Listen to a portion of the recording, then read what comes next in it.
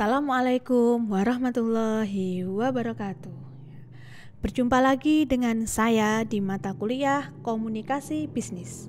Ya, rekan-rekan mahasiswa semuanya, saya berharap yang di rumah gitu ya, walaupun kita belajarnya lewat seperti ini dengan keterbatasan kita lewat online, saya berharap teman-teman mahasiswa tetap semangat ya, yang berada di rumah ataupun mungkin baru berada di perjalanan atau boleh jadi berada di tempat kerja dan sebagainya. Saya berharap tetap bisa mengikuti perkuliahan dengan baik gitu ya.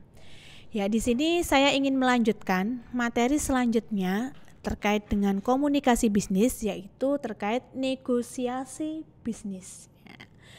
Mungkin di mata kuliah apa ya? Manajemen atau apa, saya pernah juga menerangkan terkait dengan proses negosiasi gitu ya. Terkait dulu adalah buruh gitu ya. Bagaimana kita bernegosiasi ketika kita ada mungkin demo dan sebagainya gitu ya. Kalau di sini adalah negosiasinya lebih ke negosiasi bisnis. Yang pertama adalah kita harus memahami apa itu negosiasi. Negosiasi adalah proses penetapan keputusan secara bersama di mana pihak-pihak yang terlibat memiliki preferensi yang berbeda.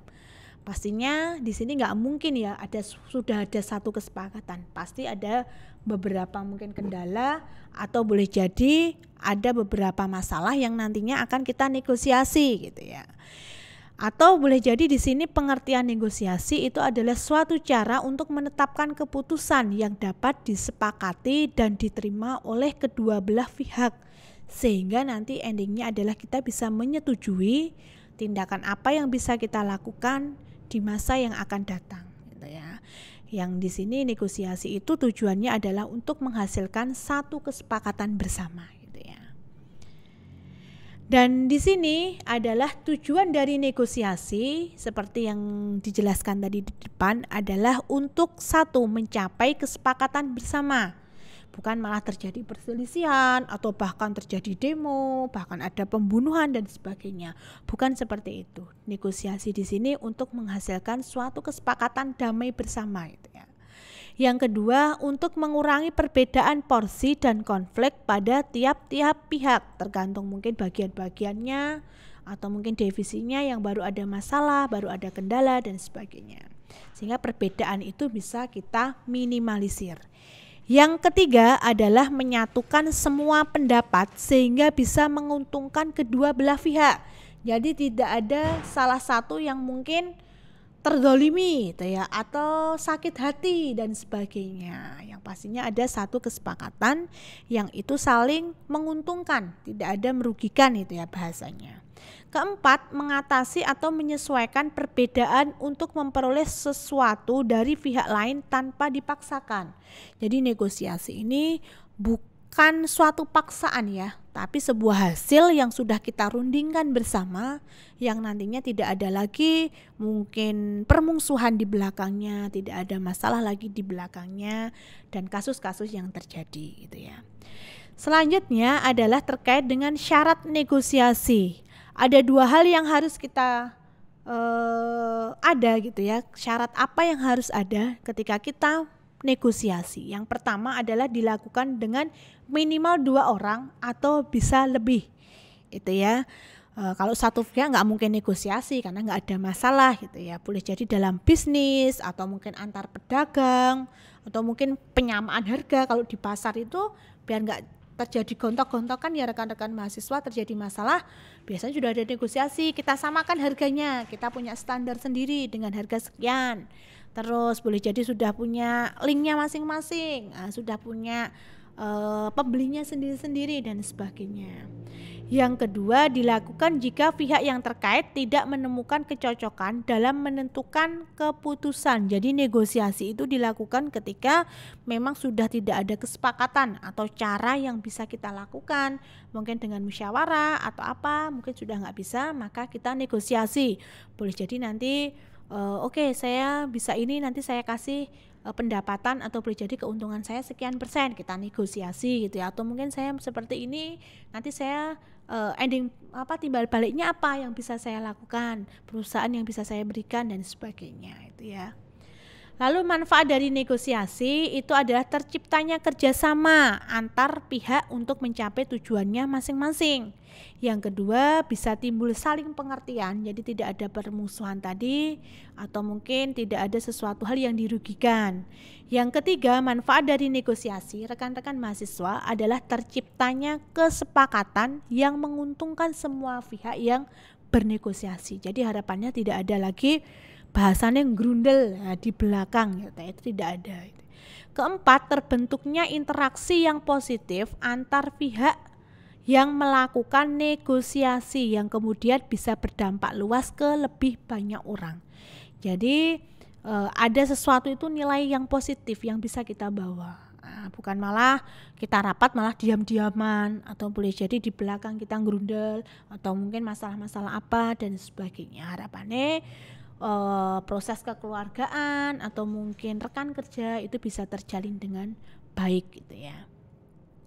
Di sini ciri-ciri negosiasi yang sudah saya sampaikan tadi sekilas, yaitu melibatkan dua pihak, adanya kesamaan tema yang kita bahas, kedua belah pihak menjalin kerjasama, dan tujuan kedua belah pihak mungkin berbeda gitu, tapi bisa kita satukan terkait masalah apa yang nantinya tujuan saya mungkin bagian produksi, tujuan saya bagian pemasaran, sehingga tujuan yang berbeda itu bisa kita sinkronkan bersama.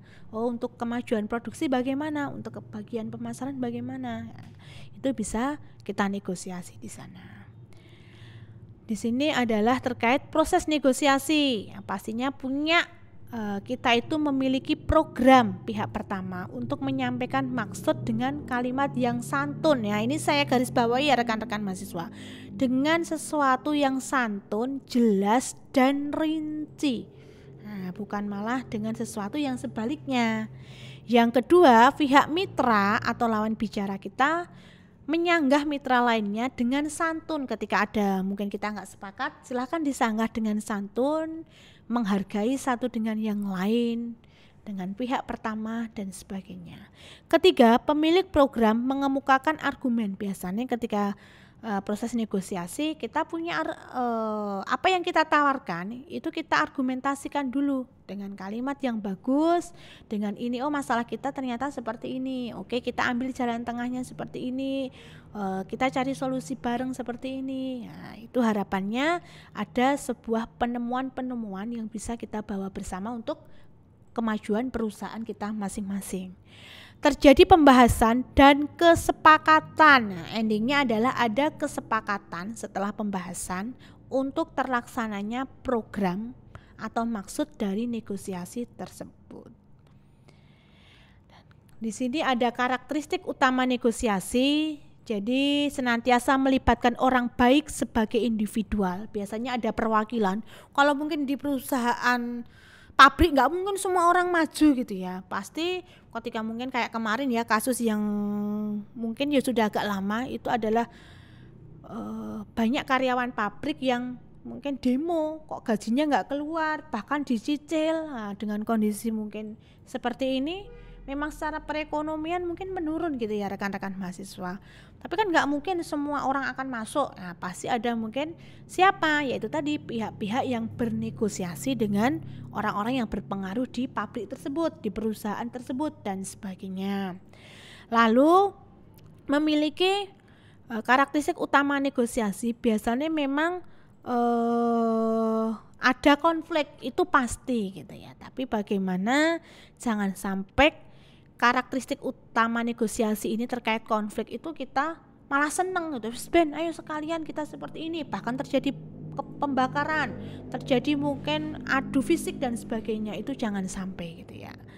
Yang ketiga, karakteristik negosiasi biasanya menggunakan cara-cara pertukaran sesuatu, baik berupa tawar-menawar atau tukar-menukar. Jadi dengan tawar-menawar atau tukar-menukar, barter gitu ya. Seperti ini tak kasih ini mau ndak, dengan seperti ini saya punya tawaran ini mau ndak, dan sebagainya. Kelima, negosiasi biasanya menyangkut hal-hal di masa depan atau sesuatu yang belum terjadi dan kita inginkan terjadi. Ya itu tadi, kalau mungkin gaji kok harusnya turun kok belum turun ya. Nah, kita negosiasi, akhirnya Oke, kita sepakat turun setengah dulu. Nah, atau mungkin kemarin banyak mungkin karyawan yang dirumahkan, tapi ternyata di perusahaan tidak memberikan imbal balik. Nah, terus siapa yang akan menjamin keluarga saya? Nah, boleh jadi ada pertanyaan itu. Nah, itu bagaimana ketika memang dirumahkan, harapannya juga ada pemasukan dari yang mungkin kamu jangan bekerja dulu ya, mungkin seperti itu. Kamu saya rumahkan dulu tapi jangan bekerja, tapi timbal baliknya apa? Nanti saya kasih gaji 50% dari ini. Nah, mungkin itu lumayan gitu ya, tapi jangan sampai malah tidak sama sekali, tapi kita juga nggak boleh nyari pekerjaan yang lain. Nah, itu juga hal-hal yang akan merugikan salah satu pihak gitu ya. Selanjutnya, dalam konteks organisasi, negosiasi dapat terjadi satu antara dua orang, seperti yang saya katakan tadi, nggak mungkin satu orang. Kedua, di dalam kelompok, itu adalah kelompok untuk mengambil suatu kelompok atau suatu kasus yang nantinya ada hasil yang kita dapatkan. Ketiga adalah antar kelompok, misal bagian pembelian dengan pemasok, bagian administrasi mungkin dengan sekretaris, bagian keuangan dengan pemasaran dan sebagainya. Nah, yang itunya saling terkait, ada sesuatu yang memang nggak mungkin ketika produksi tidak terlepas dengan bagian pemasaran, pasti tentunya akan saling terkait di sana. Dua jenis negosiator, yang pertama adalah value claimers yang memandang negosiasi sebagai proses pertikaian. Nah, ini ya yang sering terjadi, boleh jadi wis ben pertikaian. Nah, akhirnya mungkin hal-hal yang tidak kita harapkan itu terjadi. Yang kedua, value creator, mengutamakan proses yang akan menguntungkan kedua belah pihak. Harapannya yang kedua ini ya rekan-rekan mahasiswa. Jadi kita dengan cara yang baik-baik, dengan cara yang santun, bukan malah mungkin emosi atau bahkan adu mulut dan sebagainya. Harapannya tidak seperti itu. Di sini ada beberapa jenis-jenis negosiasi, nanti bisa rekan-rekan mahasiswa lihat di PPT-nya sendiri gitu ya. Banyak sekali jenis-jenis negosiasi dan boleh jadi kita sudah pernah melakukan salah satu di antara mungkin jenis-jenis negosiasi yang ada di sini gitu ya. Lalu paradigma negosiasi, ya, biasa ya, ada menang, ada kalah, itu hal yang biasa. Atau mungkin menang-menang, ada satu kesepakatan bersama, karena itu tadi tidak saling menjatuhkan tapi bagaimana saling melengkapi, harapannya seperti itu. Dan ada strategi negosiasi yang integratif yang pastinya yang pertama itu harus apa? Menetapkan tujuan yang lebih tinggi, memisahkan antara orang dan masalah. Jadi kita tujuan apa? Kita dahulukan. Masalah mungkin masalah pribadi atau masalah apa kita kesampingkan. Wah, ternyata ini kok saya punya masalah pribadi ya dengan si A. Jangan sampai ketika kita bertemu di forum, boleh jadi forum suatu bisnis gitu ya, jangan sampai malah ya itu kita bawa-bawa ya. Tapi bagaimana kita bisa bersikap profesional gitu ya. Yang kedua, lebih difokuskan pada kepentingan, bukan pada posisi. Tujuannya apa toh? Kepentingan kita apa di sini gitu ya. Bukan mencari muka atau mungkin mencari pujian, bukan seperti itu. Yang ketiga, memunculkan pilihan-pilihan yang akan menguntungkan kedua belah pihak, bukan menjatuhkan. Keempat, menggunakan kriteria yang objektif. Nah, jadi jangan pehkai saudaraku, pehkai temanku, atau boleh pehkai siapa, jangan sampai itu menutupi mungkin sesuatu yang mungkin harusnya kita bersikap objektif gitu ya rekan-rekan mahasiswa. Ya, itu terkait dengan negosiasi yang pastinya nanti teman-teman mungkin pernah ya mengalami negosiasi apa, tapi jangan sampai negosiasi nilai. Wah, kok nilaiku C ya? Mbak aku dikai A atau Bu? Nah, jangan sampai seperti itu, kecuali mungkin buat saya dikasih tugas tambahan. Kok saya ternyata absensi saya kok kosongnya banyak, nggak hadirnya banyak. Buat saya dikasih apa biar bisa menutup mungkin kekurangan absensi saya, atau mungkin cari solusi apa. Itu salah satu negosiasi gitu ya. Dan sebagai kesimpulan dari penjelasan di sini dapat kita ambil kesimpulan bahwa pengertian negosiasi bisnis adalah aktivitas diskusi strategis yang melibatkan dua atau lebih pihak untuk mencapai suatu kesepakatan di akhir. Nah, dua orang atau lebih pihak yang akan menimbulkan suatu kesepakatan di akhir yang nantinya ada suatu kesepakatan kita setujui, kita tanda tangani bersama untuk nantinya kita akan bawa sesuai dengan porsinya masing-masing. Ya, itu ya rekan-rekan mahasiswa terkait dengan negosiasi bisnis. Terima kasih atas waktunya dan perhatiannya. Kita berjumpa lagi di pekan depan dengan saya. Jangan bosan ya. Dan tetap semangat, sehat selalu. Wassalamualaikum warahmatullahi wabarakatuh.